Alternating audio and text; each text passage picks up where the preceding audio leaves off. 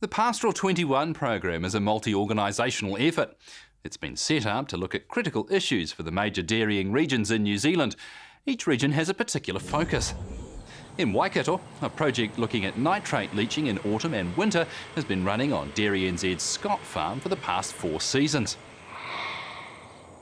The project is centred around trying to find ways to reduce the amount of nitrate leaching and also phosphate sediment loss from the land into the waterways.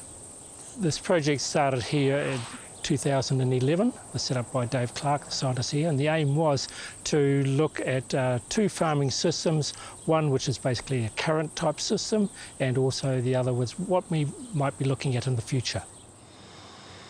Funding the trial is MB, Meat and Wool, dairy companies and AgResearch Dairy NZ.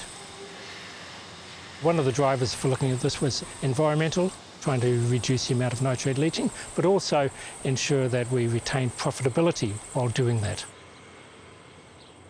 This farmlet trial here at Scott Farm finished on the 29th of February this year after nearly 5 years running. Before this trial was set up, there was some modelling to look at what are the possible best ways to reduce nitrate leaching compared with, say, a current system. And one of those has been implemented into the farmlet.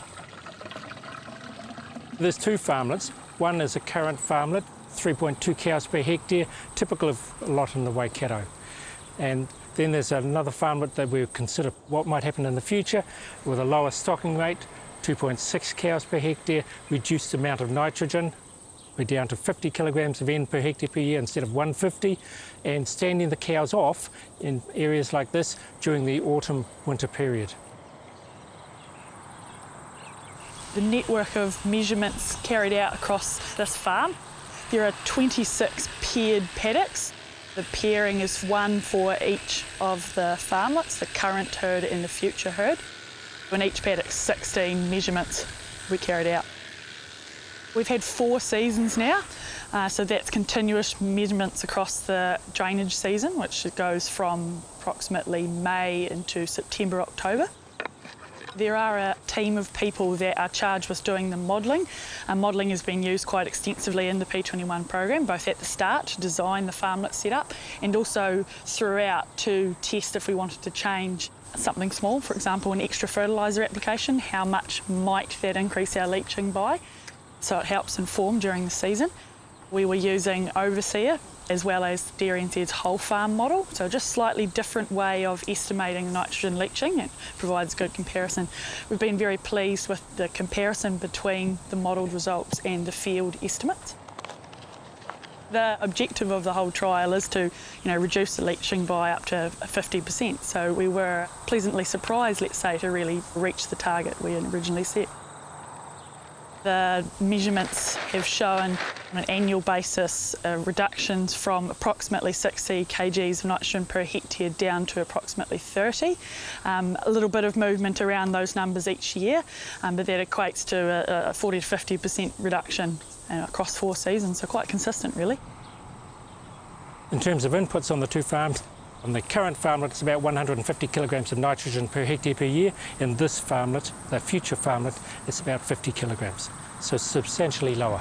So as part of that, we're going to grow less feed, so we need fewer cows per hectare. What we've got here is a pad where the cows come to from the beginning of March. We've got quite an extensive area here. It needn't be quite as flash as this, so you can reduce costs. So that's one of the things we've got to consider. How can we reduce costs and still get the same result? So the current cows, they only go off their pastures when we're going to be doing damage from pugging or if we think we're going to be overgrazing. The future cows come here from the beginning of March on. They come here for about 8 hours a day, and then once they're not lactating, once they're dry, it's about 16 hours a day. The main reason for having them stand off for this period is most of the leaching occurs from the cows' urinations in the autumn-winter period. So we've got very little pasture growth during that period. It sits at the top of the soil, and then as it rains, it just leaches through out of the root zone. So we're trying to protect the soils at that critical period. Urine is captured here. It goes through the wood chips, and there's a plastic line under the wood chips, and it travels over to a pit and then it goes back to the effluent pond and it can be sprayed onto the paddocks. So we can calculate how much comes off here from the herd for the period of time they're on.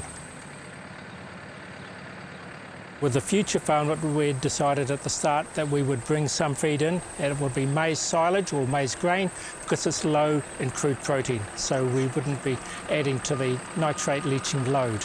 So there is some brought in, and for the current farmlet, there has been some pasture silage purchased for them. We've looked at, do we need different grazing residuals? Because when you have a lower stocking rate, you're going to have more feed per cow. We've had very little difference in grazing residuals between the two treatments.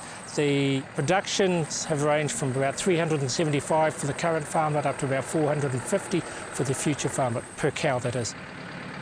As long as you've got silage in front of them, cows will eat and they will produce. So there's no problem with standing the cows off here. And if you think of that during the winter, most cows on a farm, they will get their intake in 3 or 4 hours. So if you stand them off to an area like this, there's no issue at all, as long as they've had adequate pasture.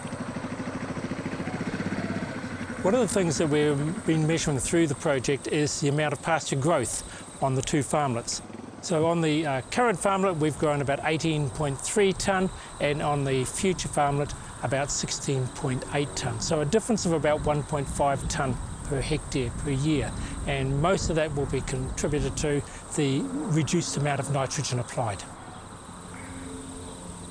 There are a number of farmers in New Zealand already using systems similar to what we've got, so we need to find out what their experiences were and how they implemented them.